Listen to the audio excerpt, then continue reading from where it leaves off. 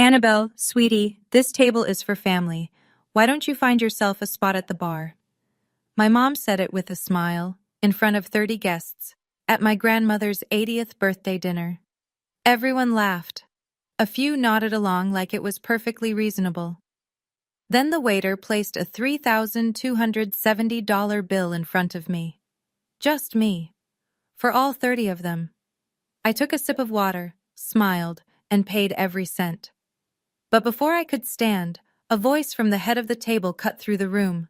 Just a moment, please. What happened next cost my mother everything she'd spent 24 years stealing. Before I go on, please take a moment to like and subscribe, but only if you genuinely connect with this story. Drop your location and your local time in the comments. I love knowing where you're watching from. My name is Annabelle. I'm 29 years old. And this is how I stopped letting my family treat me like a guest in my own life. Now let me take you back to Crestwood, Georgia, to the night everything changed. I was 5 when I moved into the Everett house. My parents, my real parents, James and Lucy, died on a Tuesday. A pickup truck ran a red light on Route 9 and hit them head on. I was at daycare, finger painting a lopsided sunflower. By the time they found me, I was an orphan. Richard Everett was my father's older brother. He insisted on taking me in. His wife, Diane, did not insist. I learned that early. Kyle and Madison, their biological kids, had bedrooms upstairs, matching bedspreads, glow-in-the-dark stars on the ceilings, nightlights shaped like animals. My room was in the basement, next to the washing machine. It had a window the size of a shoebox, and some nights the dryer would kick on at 2 in the morning, and I'd lie there listening to it thump like a second heartbeat. Diane never hit me. She was smarter than that. Her cruelty lived in small omissions, the kind no one sees unless they're the one being omitted. 3 plates on the table instead of 4. Oh, Annabelle, I keep forgetting. Grab one yourself. Family photos on the mantel, on the stairwell, on the Christmas card. Kyle grinning, Madison in pigtails, Richard with his arm around Diane. I'm in none of them. When I was 8, I asked why. Diane looked at me like I'd asked why the sky was blue. Those are family portraits, Annabelle. She said it gently. That was the worst part. The neighbors thought she was a saint. That woman took in her husband's niece, gave up everything. I heard it at church, at the grocery store, at school pickup. What I didn't know, what I wouldn't know for 24 more years, was that my parents hadn't left me with nothing. They'd left me $600,000, and Diane had spent every cent. By 16, I understood the rules. Kyle got a car for his birthday, a used Camaro, but still. Madison got braces, a violin, summer camp in the Blue Ridge Mountains. I got the employee discount at Hank's Grocery on Route 12, where I stocked shelves 3 nights a week to pay for my own school supplies. The year Kyle left for college, I asked Richard if there was money set aside for me too. We were in the garage. He was sorting wrenches, not looking at me. I'll talk to Diane, he said. Diane's answer came at dinner. College isn't for everyone, Annabelle. You're good with your hands. Kyle's tuition was $80,000. I know because I saw the check on the kitchen counter, written out in Diane's handwriting, and I remember thinking that was more money than I could imagine. I didn't argue. I applied to the community college nursing program on my own, took out federal loans, and worked double shifts at Hank's every summer. The thing about holidays was the photos. Every Thanksgiving, every Christmas, Diane staged her perfect family portrait in front of the fireplace. She'd hand me the camera. You're the best photographer in the house, Annabelle. So I'd frame them. Kyle in his college hoodie, Madison with her new earrings, Richard stiff in his flannel, Diane beaming in the center. And I'd press the shutter button and the flash would go off, and the image would freeze them exactly the way Diane wanted the world to see them. A complete family. I wasn't in a single one.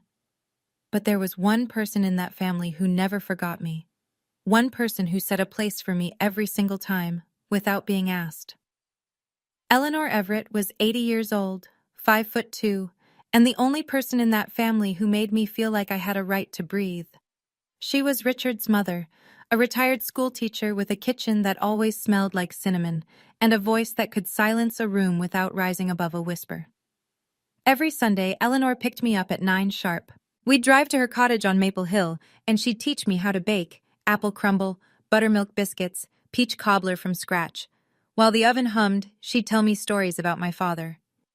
James had your eyes, she'd say, rolling dough with flour-dusted hands.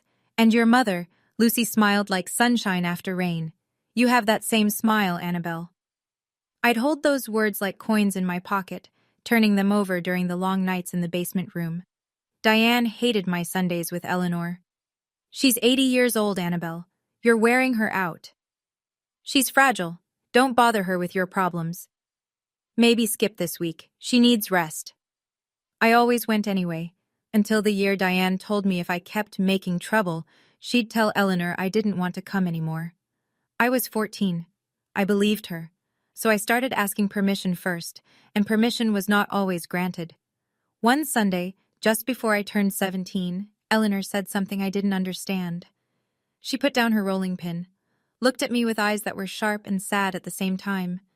Your parents loved you enough to plan ahead, Annabelle. Don't ever forget that. I nodded like I knew what she meant. I didn't. Not for another 12 years. But Eleanor knew exactly what she was telling me, and she was already making plans of her own. Fast forward to now. I'm 29, a registered nurse at Crestwood Community Hospital, living alone in a one-bedroom apartment above the laundromat on Cherry Street. It's small, it's loud on wash days, and it's mine. Eleanor's health has slowed in the past year. Her knees ache, she gets winded on stairs, but her mind is a steel trap, and every Sunday I still drive to Maple Hill. The rest of the family knows what Eleanor has. The cottage, her late husband's pension, savings accounts built over 50 years. Somewhere north of $1 million. In a town like Crestwood, that's a fortune. Diane started her campaign around January. Subtle at first. She'd visit Eleanor with flowers from the shop and happen to mention how difficult I'd been lately. How I'd been distant. How I probably only visited for the inheritance. Kyle backed her up at Easter brunch. Grandma, you know Annabelle's not technically family. Legally, I mean. Madison posted Instagram stories. Selfies with Eleanor, captions reading, blood is thicker than water, with a heart emoji. She tagged everyone except me. Then came the phone call. A Thursday evening, late March. Richard's name on my screen. He hadn't called me in 4 months. Annabelle. His voice sounded rehearsed, tired. About Mom's birthday dinner this Saturday. Maybe it's better if you don't come, for everyone's sake. I held the phone away from my ear, stared at the ceiling. Whose sake, Richard? He paused. It'll just cause tension. You know how Diane gets.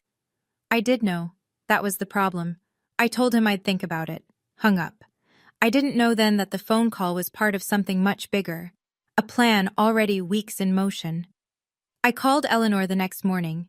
She picked up on the first ring, like she'd been waiting. Grandma, Richard said maybe I shouldn't come Saturday. Silence. Then. Did he say why? He said it would cause tension. Eleanor's breathing was steady, measured. When she spoke, her voice was different, urgent in a way I'd never heard. You have to come, Annabelle, no matter what. Promise me. I promise. And wear something nice, something that makes you feel strong. I almost laughed. Grandma, it's dinner. Promise me. I promise. She paused, and I heard the creak of her rocking chair. I love you, sweetheart. More than you know. She hung up before I could ask why her voice was shaking. That Saturday, I stood in front of my closet for 30 minutes. I didn't own much. Nurses don't need a lot of formal wear. But tucked in the back was a navy dress I'd bought for a friend's wedding 2 years ago. Simple. Fitted. The kind of dress that says I belong here without saying anything at all. I put on my mother's pearl earrings. The only thing of hers I had. Eleanor gave them to me on my 18th birthday. Lucy wore these the night she met your father, she told me. I wrapped Eleanor's gift, a hand-bound photo album I'd spent weeks making, filled with pictures of us baking together, printed from my phone. In the car, my hands were steady on the wheel. I knew Diane would try something. She always did at gatherings. A comment here, a seating arrangement there, a reminder of my place. But this was Eleanor's birthday. Maybe her last one. I wasn't going for Diane. I was going for the only person who never made me prove I belonged. The Magnolia Room sits on the corner of Main and Birch. White columns, magnolia trees flanking the entrance, the only restaurant in Crestwood that requires a reservation. For Eleanor's 80th, Diane had booked the entire main dining room. 30 guests, crystal glasses, white linen, a jazz quartet playing low in the corner. I arrived 10 minutes early, placed my gift on the table by the door. Diane saw me walk in. Her eyes tracked me across the room, but she didn't speak, just lifted her wine glass and turned back to a conversation with Uncle Harold.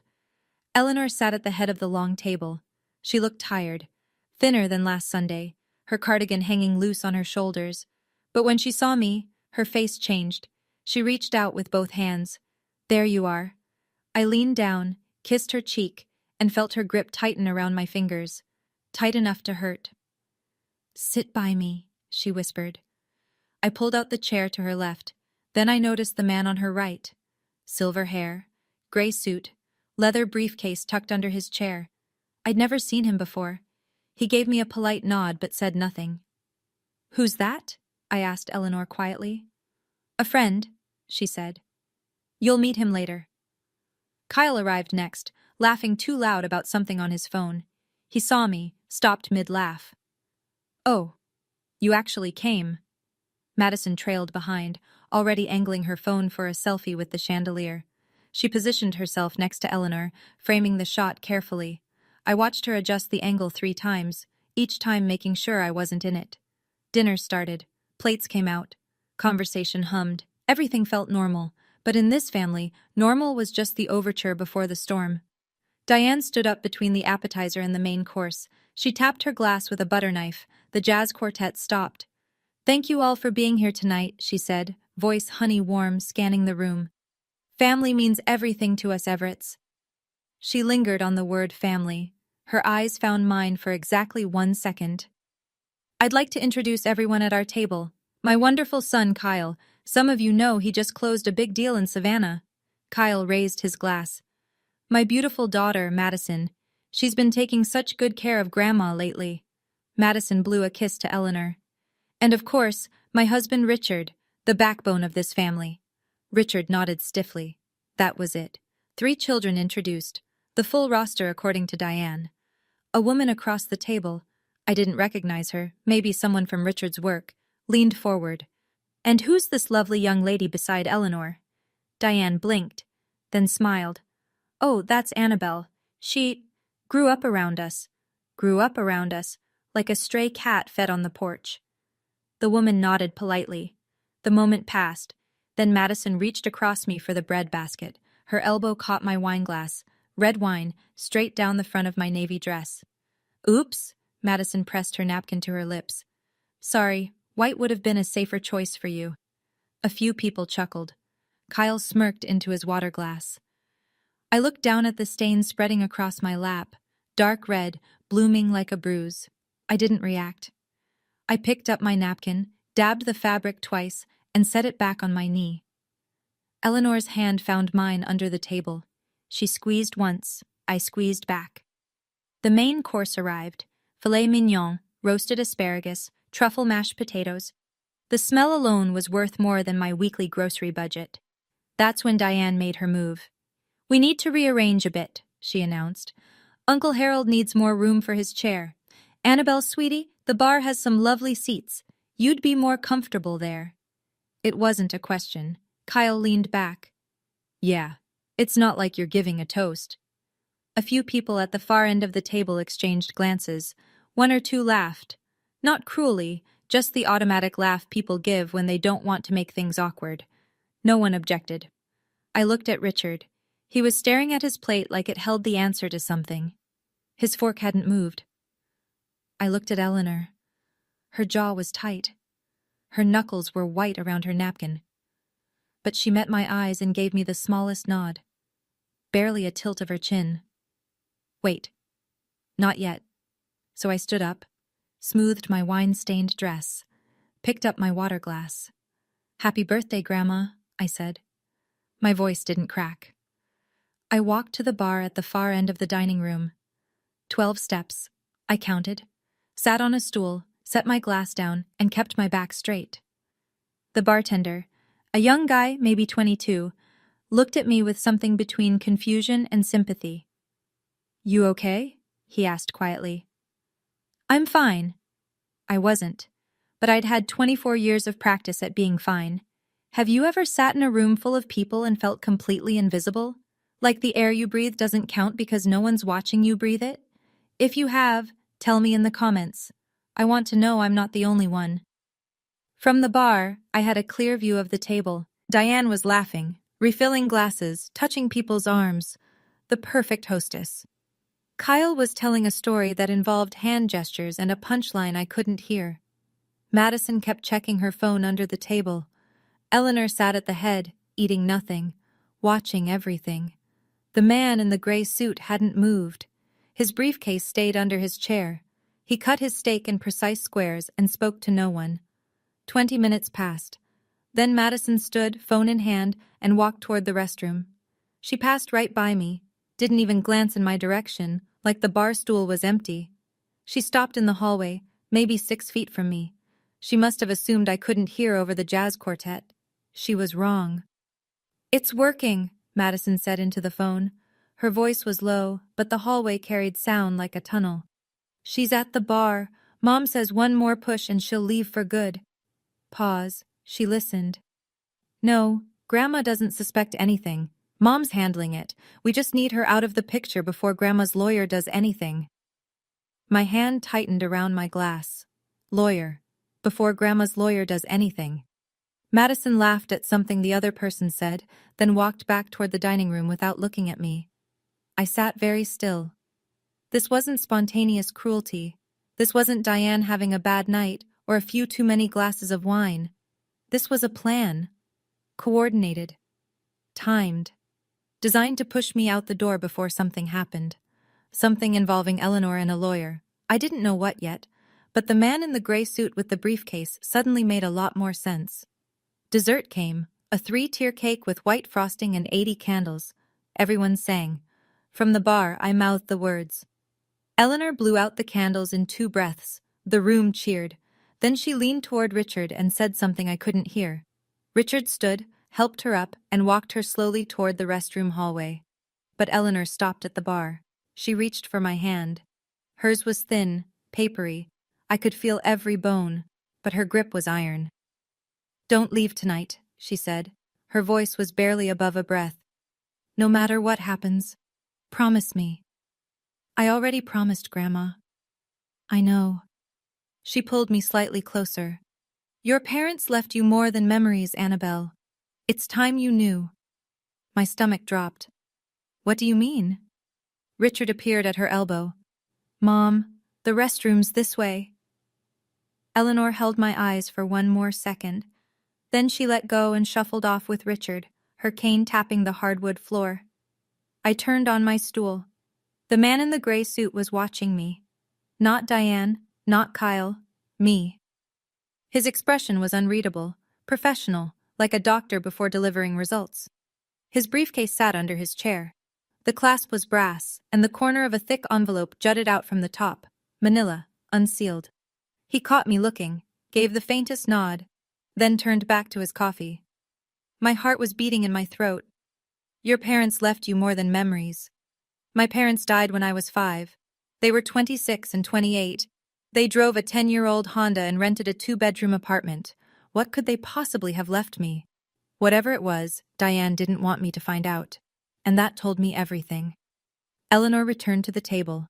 Diane poured her another glass of wine, her 4th by my count. The evening should have wound down. People were checking watches, reaching for coats, but Diane wasn't done. She stood again, glass raised, cheeks flushed. "I just want to say one more thing." She swept her arm across the table. "Being a mother is the hardest job in the world, and sometimes you take on burdens that aren't yours." A few guests murmured in agreement. "When Richard's brother died, we took in his daughter." Diane pressed a hand to her chest.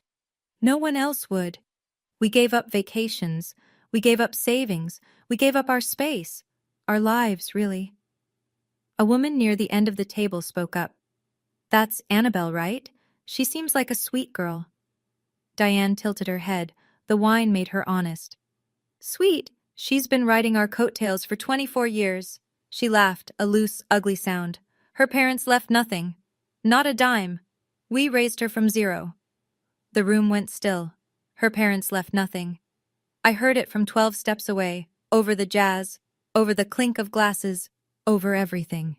My mother and father, dead at 26 and 28, buried in Crestwood Cemetery, Plot 14, and Diane was standing in a room full of people telling them my parents left me with nothing. That was a lie.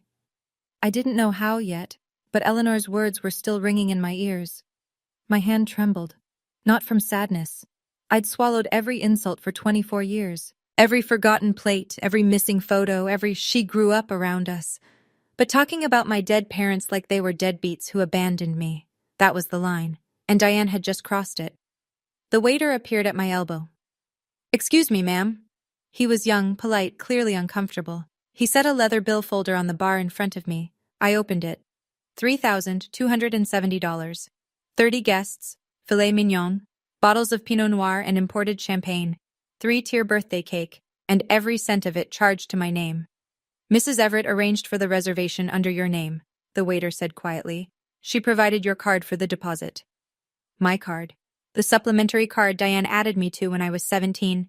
"For emergencies," she'd said. I'd stopped using it years ago. Forgot it existed. Diane hadn't. I looked up at the main table. Kyle was grinning, watching me over the rim of his glass. Madison had her phone angled toward me, recording. Diane caught my eye and raised her wine glass in a little toast. A salute, a dare. 30 people were watching. I opened my wallet, pulled out my own debit card, my actual card, attached to my actual savings, the money I'd earned stacking shelves and drawing blood and working back-to-back 12-hour shifts. I handed it to the waiter. "Thank you," I said. "You can run this." He hesitated. "Ma'am, are you sure?" "I'm sure." He took the card. I signed the receipt, tipped 20%. From the main table, Diane's voice floated over like smoke. "See? She knows her place." More laughter, quieter this time. A few guests looked away. I capped the pen, set it down, started to stand. And then, from the head of the table, clear as a bell in a silent church, "Just a moment, please," Eleanor's voice. And it stopped the room cold. Every head turned. Eleanor pushed back her chair. The man in the gray suit stood first, offering his arm. She took it, steadied herself, and straightened to her full 5'2". The jazz quartet had stopped between songs. The timing was accidental, or maybe it wasn't. The only sound was the faint clink of someone setting down a fork. Eleanor looked around the room the way she must have looked at a classroom of restless children. Patient, firm, absolute. "Before anyone leaves," she said, "I have something to say. It is my birthday after all." Diane's smile flickered. "Mom, it's been a long night. You should rest." "Sit down, Diane." 3 words. No volume, no anger, just the kind of authority that comes from 80 years of never bluffing. Diane sat. Eleanor turned to me. "Annabelle, come back to the table, sweetheart." I didn't move at first. 24 years of conditioning will do that. Freeze you in place even when someone's reaching out. But Eleanor held her hand toward me, and something in her face said now. I walked back. 12 steps, the same 12 I'd counted on the way out. Kyle shifted in his seat. Madison lowered her phone. Eleanor waited until I was standing beside her. Then she placed her hand on my arm and said, loud enough for every guest in that room, "You belong here more than anyone at this table." The silence that followed was the thickest I've ever felt, like the air itself was holding its breath. Then the man in the gray suit reached under his chair, pulled out his briefcase, set it on the table, unclasped it, and placed a thick manila envelope next to Eleanor's untouched dessert. Nobody was laughing now. Eleanor rested one hand on the envelope, the other gripped her cane. "Diane just told this room that Annabelle's parents left nothing." She paused. Let the sentence sit. "I'd like to correct that." She nodded to the man beside her. "This is Thomas Garrett. He's been my attorney for 12 years. Thomas Garrett stepped forward, adjusted his glasses. His voice was flat, factual, the kind of voice that reads numbers in courtrooms. "James and Lucy Everett established a trust fund for their daughter, Annabelle, in 2001. The principal amount was $600,000. a combination of life insurance payouts and savings. Richard and Diane Everett were named as custodial trustees. The room didn't gasp. This wasn't a movie. But I watched 30 faces rearrange. Confusion first, then math, then slow dawning understanding. $600,000. My parents had left me $600,000. Eleanor's voice cut through again. That money was meant for Annabelle's education, her first home, her future. She looked directly at Diane. Every penny is gone. Diane's face drained of color. Not red anymore. White. The kind of white that comes before a lie or a scream. That's not... She gripped the edge of the table. Mom, this isn't the place for this. Eleanor didn't blink. You chose this place, Diane. You chose to humiliate my granddaughter in this room, in front of these people. So I will set the record straight in this room, in front of these people. Kyle shot to his feet. Grandma, you're confused. You don't know what you're... I have bank records, Kyle. Eleanor's voice was quiet. Final. Sit down. Kyle sat. I couldn't feel my hands. Thomas Garrett opened the envelope and laid a stack of papers on the white linen tablecloth. These are notarized copies of bank statements from the trust account, he said, spanning 18 years. He didn't read every line. He didn't need to. He summarized in the same flat, courtroom voice. $80,000, withdrawn in 2008. Corresponds to tuition payments for Kyle Everett at the University of Georgia. Kyle's jaw locked. He stared at the paper like it might burst into flames. $45,000? 2015. A BMW 3 Series registered to Madison Everett. Madison's phone slipped from her hand. It hit the table with a crack. $120,000 between 2010 and 2018. Home renovations at 14 Birch Lane. The Everett family home, where I slept in the basement. $95,000, various vacation expenses, Myrtle Beach, Disney World, Lake Tahoe. Places I was never invited. The remaining balance, drawn incrementally over 20 years, personal expenditures by Diane M. Everett. 30 people stared at those papers.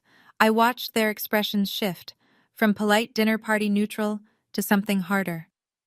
A woman near the center of the table put down her napkin and pushed her chair back slightly, as if she needed distance from the table itself.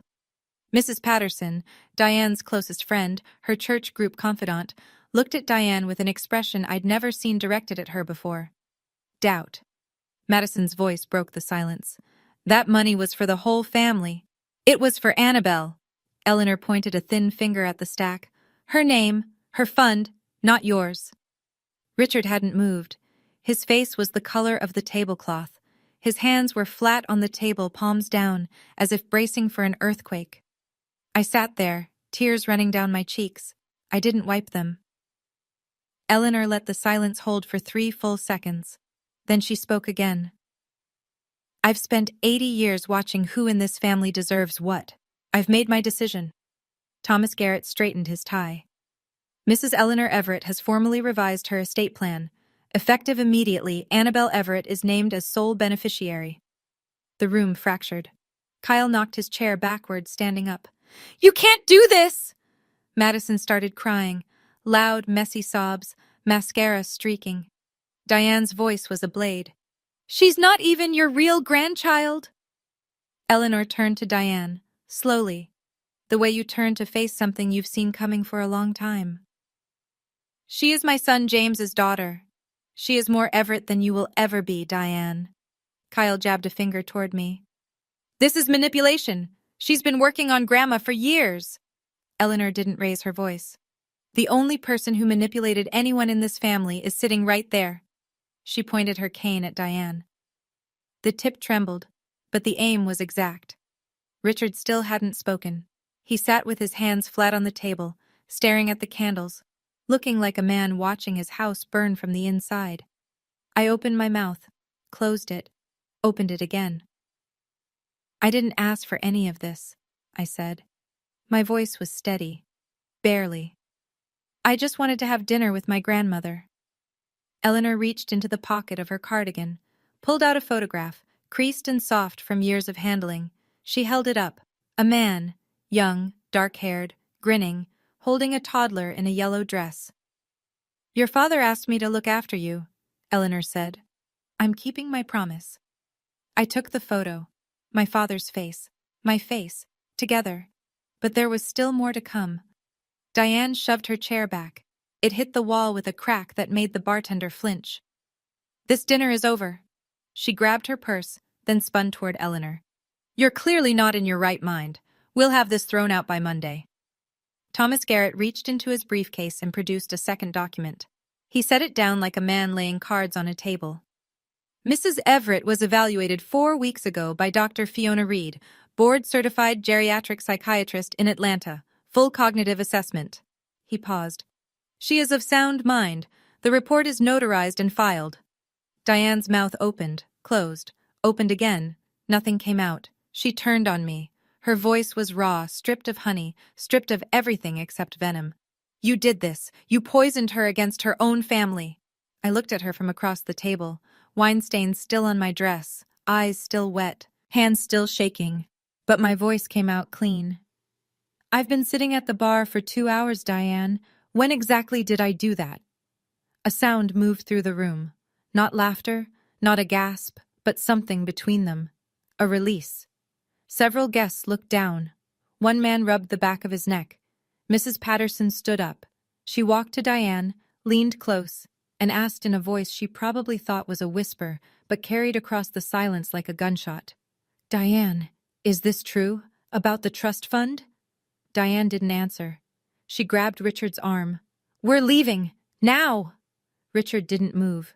Richard. He looked at her. For the first time all night, something moved behind his eyes.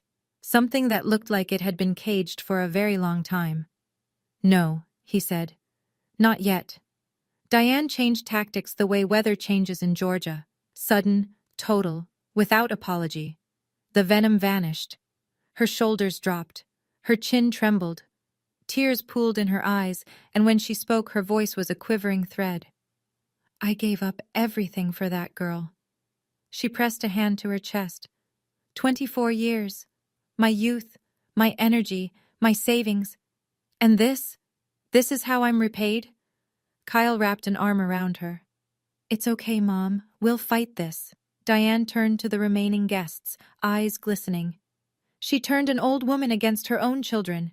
This is elder abuse. You're all witnesses. I watched it happen, the room tilting. A few guests shifted in their seats. An older man at the far end frowned in my direction. Diane's tears were good. They always had been. In Crestwood, she'd perfected the role of the suffering mother, and the audience knew the script. It was working. Then Thomas Garrett laid one more document on the table, a thick stack, bound with a clip. He turned it to face the room. These are notarized bank records, he said, withdrawal after withdrawal from the trust account over 18 years. Each one signed by Diane M. Everett or Richard J. Everett. He fanned the pages slowly. Dates, amounts, signatures, page after page after page. The room turned back. Mrs. Patterson stared at the papers, then at Diane, then back at the papers. Diane saw it happening, the shift, the loss of her audience, and for the first time something cracked in her performance. Not sadness, not anger, fear. She realized Eleanor hadn't acted on impulse. This wasn't a grandmother's emotional outburst. This was months of preparation, legal documents, medical evaluations, notarized evidence. Diane had walked into her own trap. Richard stood up. The movement was so quiet, so unlike the chaos around him, that it took a moment for anyone to notice. He didn't push his chair. He just rose, slow, heavy, like a man standing up in water. Mom. His voice cracked on the single syllable. I'm sorry. I knew. I should have stopped it years ago. Diane whipped toward him. Shut up. Don't say another word, Richard. No, Diane. He turned to face her, and I saw something I'd never seen in 24 years. Richard Everett looking his wife in the eye without flinching. Enough. I've been quiet for 24 years. I'm done. He turned to me. His chin was shaking.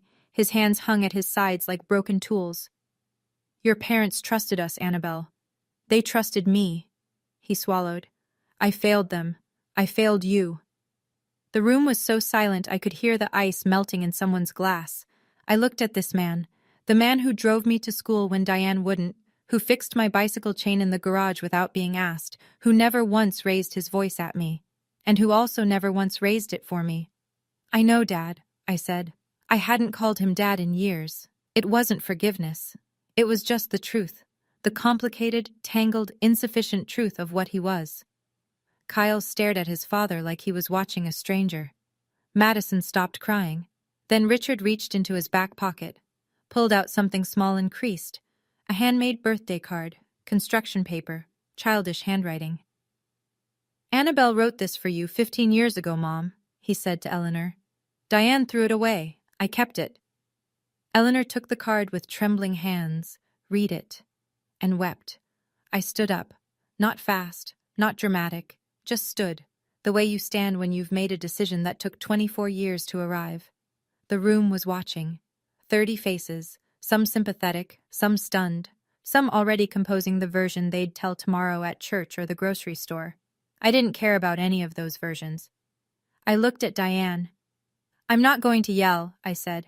I'm not going to call you names, but I'm done being the person you wipe your feet on. I'm done sitting at the bar while you decide who counts as family. Diane's mouth moved, but nothing came out. I turned to Kyle and Madison. I don't hate either of you, but I won't pretend anymore. Madison looked at the floor. Kyle looked at the wall. Neither of them looked at me. I turned to Eleanor, took her hand. Thank you for keeping your promise to my dad. Eleanor squeezed my fingers. Her eyes were still wet, but she was smiling. A thin, fierce, satisfied smile. Then I faced the room one last time. 30 people. Crystal glasses. White tablecloths stained with an evening no one would forget. I paid the bill, I said. That's the last thing I'll ever pay for this family. I helped Eleanor to her feet. Thomas Garrett collected his briefcase, tucked the documents inside, and followed us toward the door. Behind us, Diane's voice clawed after us. You'll hear from our lawyer. Eleanor stopped, turned, looked at Diane over her shoulder with the patience of a woman who had been planning this moment for 2 years. Please do, she said. Thomas is very thorough. We walked out into the March night. The air was cold and sharp and clean. The real fight was just beginning. 2 weeks later, Diane launched her counteroffensive. The Facebook post went up on a Tuesday afternoon. 12 paragraphs of carefully crafted victimhood. She described herself as a loving mother who'd sacrificed everything for an ungrateful adopted child. She wrote about Eleanor's declining mind and my calculated manipulation of a vulnerable elderly woman. She used the phrase elder abuse 3 times. In a town of 9,000 people, that post spread like fire through dry grass. By Wednesday morning, it had 200 shares. People I'd known my whole life started looking at me differently. A nurse at the hospital asked me, voice low in the break room, "Is it true about your grandmother?" A neighbor crossed the street when she saw me coming. Then came the legal assault. Kyle hired a lawyer, Brian Prescott, the most expensive attorney in the county, and filed a petition to challenge Eleanor's will. The grounds: undue influence. The claim was that I had isolated Eleanor from her family and coerced her into changing her estate plan. The irony was so thick I could have choked on it. Madison sent me a text at 11 at night. I still have it saved. We'll drag this out until you're broke. You'll wish you'd stayed at the bar. I sat on my apartment floor that night, reading letters and comments and text messages from people who'd never bothered to hear my side. My savings account had $31,000 in it, every penny from 6 years of nursing. That wouldn't last long against Brian Prescott's hourly rate. But Thomas Garrett had already prepared for this. Eleanor had already prepared for this. They'd been ready for Diane's war long before Diane knew she was fighting one. Thomas Garrett called me on a Thursday. "We're filing a counterclaim," he said. No preamble. "Breach of fiduciary duty. Your parents designated Richard and Diane as custodial trustees. That carries a legal obligation. Every dollar in that fund was required to be used solely for your benefit. And they used it for Kyle's tuition, Madison's car, their vacations. For 18 years. I could hear him turning pages. The documentation is thorough: bank records, withdrawal slips, corresponding purchases. Your grandmother spent 6 months compiling this. 6 months. While I was driving her to Sunday brunch and thinking everything was normal, Eleanor had been building a case. Thomas filed the counterclaim in county court. Breach of fiduciary duty, requesting full restitution of the $600,000, plus interest, plus legal fees. In the same filing, he submitted Dr. Fiona Reed's cognitive evaluation. Eleanor had scored in the 97th percentile for her age group. Sound mind didn't begin to cover it. Kyle's lawyer, Brian Prescott, reviewed our filing. I know what happened next because Thomas told me. Prescott called Diane that same evening.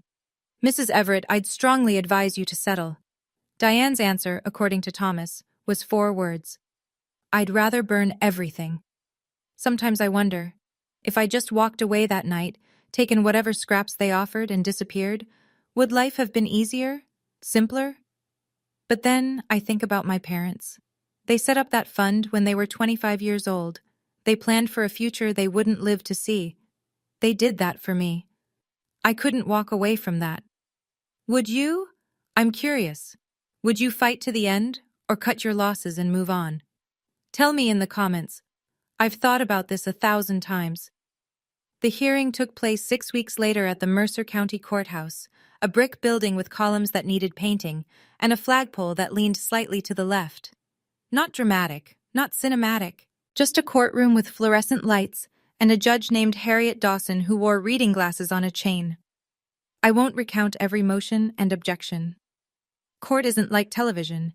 It's slow and procedural and smells like old carpet. But here's what mattered. Kyle's petition to challenge Eleanor's will was dismissed. Dr. Reed's evaluation was airtight.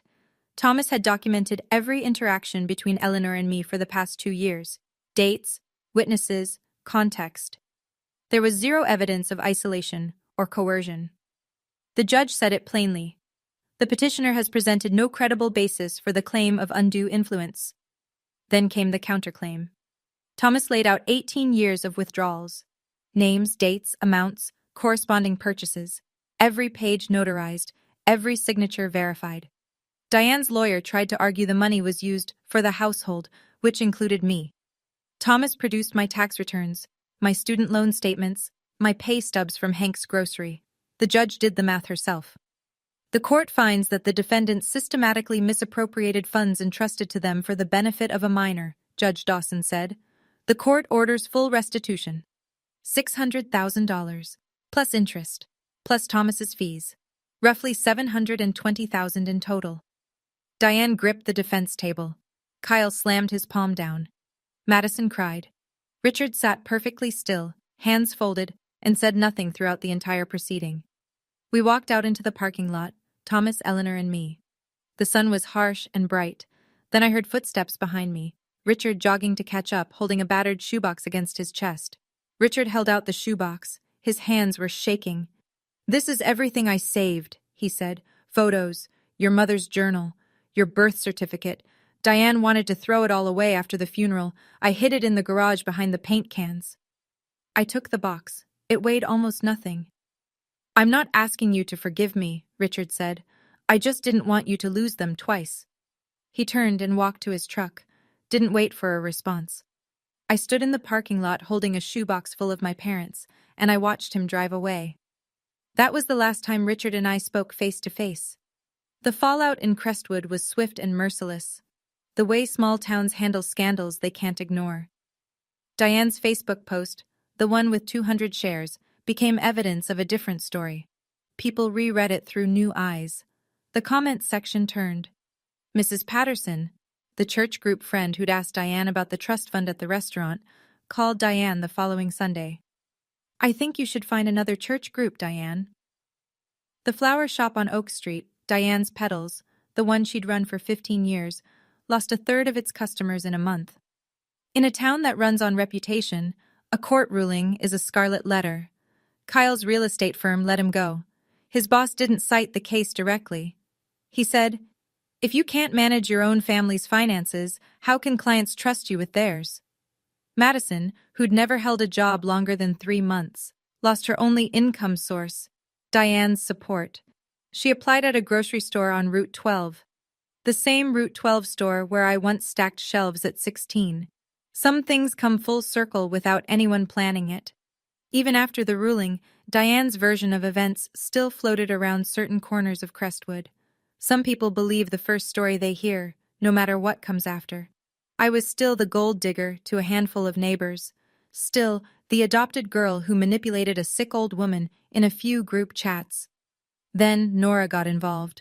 Nora Beckett, my best friend since 10th grade, now a reporter at the Crestwood Gazette. She didn't write a puff piece. She didn't write a hit job. She wrote a straight, fact-based article. Court records, bank statements, the timeline. No opinion, just truth, laid out chronologically. It ran on the front page of the Wednesday edition. In a town that still reads its local paper, that mattered. The comments section and the letters to the editor that followed told a different story from Diane's Facebook post. This time, people had receipts. What surprised me most wasn't the public support, it was the private kind. Letters started arriving at my apartment, handwritten, some of them, from other adopted kids in the county. Adults now, sharing stories I recognized like reflections in a mirror. The different rules, the missing photos, the gratitude expected for basic shelter. One woman wrote, "I was told my whole life that I was lucky to be taken in. Your story made me realize that lucky was their word, not mine." In the stack of letters was one I didn't expect. From a law office in Atlanta. A man named Gerald Hayward. He'd been my parents' attorney. "I tried to contact you when you turned 18 to inform you about the trust. My letters were returned. I believe they were intercepted. I'm sorry I couldn't reach you sooner." Diane had blocked even that. The Sunday after Nora's article ran, I drove to Maple Hill. Eleanor was on her porch, rocking chair moving in that slow rhythm I'd known since I was 5. 2 cups of tea sat on the side table. She always set out 2 cups before I arrived. Always. I sat down. Didn't speak for a while. The dogwood trees in her yard were blooming, white and pink, fragile-looking but tough enough to survive a Georgia spring. "How long did you know?" I finally asked. Eleanor wrapped both hands around her cup. 2 years. I found a bank statement in Richard's desk. I was looking for a pen. The account had Annabelle Everett Trust printed right across the top. Balance, $43. She took a sip, set the cup down. "I spent 6 months confirming everything, called Gerald Hayward, contacted the bank. Then I found Thomas." She looked at me. "I waited for the right moment. Diane chose the restaurant. I just used her stage." I stared at the dogwoods. "Why didn't you tell me sooner?" "Because if I told you too early, Diane would have found a way to explain it. She's good at that. I needed everything documented first. I needed it airtight." She reached under her chair and pulled out a small album, one I'd never seen. Inside, photographs. Eleanor visiting a cemetery, standing before 2 headstones, placing flowers, white roses. The dates on the photos spanned years. "I go every April," she said. "Your father's birthday." I didn't know that. 15 years of visits, white roses, every single year. I cried. Not the tears from the restaurant. Those had been shock and hurt and anger. These were different. These were the tears you cry when someone proves that love doesn't have an expiration date. "Your father would be proud," Eleanor said. "Not because of the money, because you stayed kind." 6 months later, I stood in the Crestwood Public Library, the same library where Eleanor used to take me for story hour when I was 7, and watched her cut a ribbon. The banner behind her read, "The James and Lucy Everett Scholarship Fund." It was a Tuesday morning. 40 people showed up. Teachers, nurses from the hospital, a few families from the county foster system. Thomas Garrett stood in the back, arms crossed, something close to a smile on his face. I'd used the restitution money, the original $600,000, to endow the fund. Thomas helped structure it as a nonprofit. The purpose was simple: educational support for foster children and adopted kids in Mercer County. Tuition, books, housing, whatever they needed to build a life that didn't require anyone else's permission. Eleanor asked me to say a few words. I'm a nurse, not a public speaker, but I tried. "My parents set up a trust fund when they were 25 years old," I said. "They were planning for a daughter they didn't know they wouldn't get to raise. I'm using that money the way I think they would have wanted. To help kids like me." I looked at the small crowd. Some were nodding. A woman in the second row was crying. "Being adopted doesn't make you less than. Being different doesn't make you a burden. And if anyone ever tells you that the only reason you matter is because someone chose to keep you, remember, you mattered before they chose. You mattered the day you were born. Eleanor clapped first, then everyone else. We served cake afterward. Eleanor's recipe, apple crumble, cinnamon so thick you could smell it from the parking lot. It wasn't revenge. Revenge is loud and ugly and leaves you emptier than before. This was legacy. Diane came to find me 3 weeks after the scholarship launch. I was finishing a 12-hour shift at the hospital. Tired, still in scrubs, hair pulled back, no makeup. She was waiting in the parking lot, leaning against a car I didn't recognize. Not the Lexus anymore. Something smaller, older. She looked different. The highlights in her hair were growing out. Her nails were unpolished. The composure she wore like armor for 24 years had cracked, and what was underneath looked exhausted. "Annabelle?" I stopped, keys in hand. I know I wasn't perfect. Her voice was smaller than I'd ever heard it. But I raised you. I fed you. I kept a roof over your head. That has to count for something. I took a breath. The parking lot was quiet. Just the two of us and the hum of the highway. "It does count," I said. "And I'm grateful for the roof. I'm grateful for the meals. But gratitude doesn't mean I owe you my inheritance, my dignity, or my silence." Diane's chin trembled. "Can we start over?" I looked at her, really looked, at the woman who forgot my plate at dinner, who introduced me as someone who grew up around us, who lied about my parents in front of 30 people and called it sacrifice. "No," I said, "we can't start over, but I'm not going to take anything from you, and I'm not going to let you take anything from me. Not anymore. That's the boundary."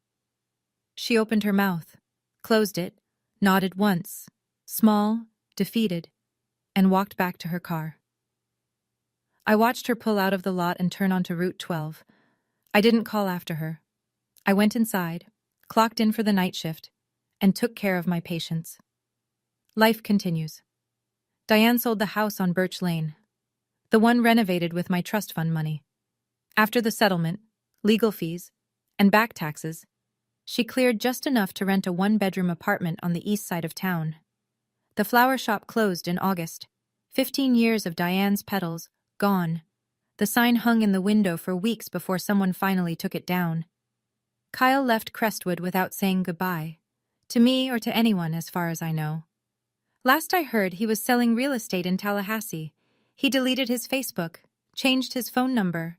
Madison got a job at the grocery store on Route 12. The irony writes itself, and I won't underline it. She works mornings. I sometimes see her car in the lot when I drive past. We don't wave. We don't pretend. Richard filed for divorce the month after the court ruling. He moved into the Pinecrest Motel off the highway.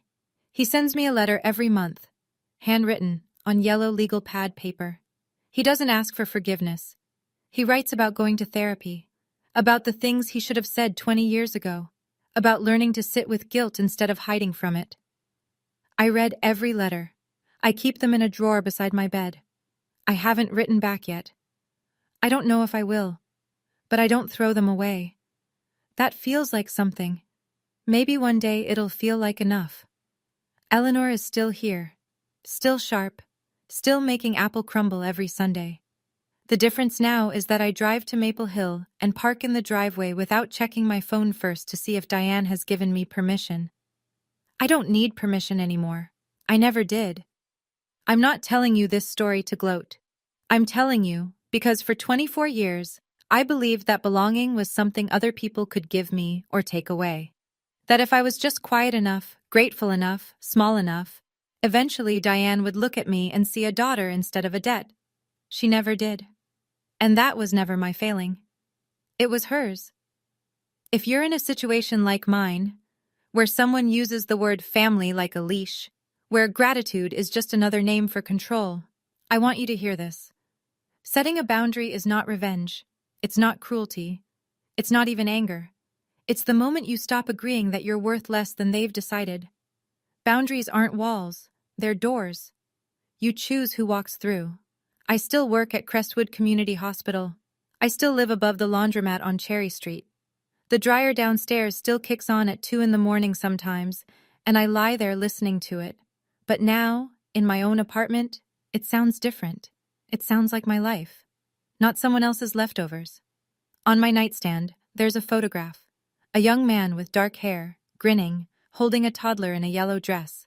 Behind them, sunlight. Ordinary, beautiful, permanent sunlight. I finally feel like I'm home. Thank you for staying until the end.